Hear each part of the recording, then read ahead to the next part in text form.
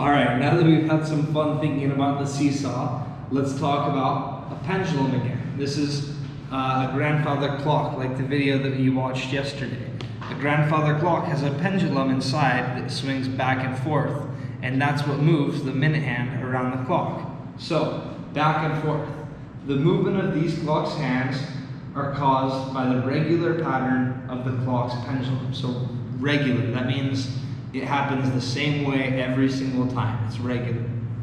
The part hanging below the face of the clock is a pendulum. A pendulum is a device in which a weight called a bob swings back and forth. Each swing takes the same amount of time. Back and forth it swings. The motion is regular. That means it is a pattern that repeats itself over and over. And remember, a pattern is something that keeps repeating. So regular patterns are regular. So a pattern repeats over and over the same regular pattern.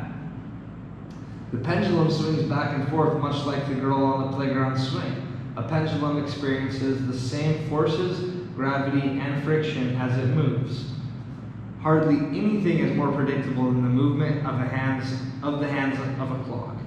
The pendulum swings and time ticks on. The hands move from 1 to 1:15 to 1:30 and so on. Clocks are designed to display the time based on regular patterns of motion. It is easy to predict motion in the future if you can describe and understand its regular patterns. A clock like this displays several patterns of motion. The pendulum swings back and forth. Left, center, right, back to center, left, and so on. The minute hand rotates. It points to all the numbers around the circular clock face once every hour. The hour hand rotates. It points to all the numbers around the circular clock face once every 12 hours, and then that repeats. That's why we have our day split into two 12-hour segments. 1 through 12, and then 1 through 12 again. You have noon and midnight. So, as the pendulum swings, the minute hand ticks. When the minute hand goes all the way around the clock, the hour hand ticks.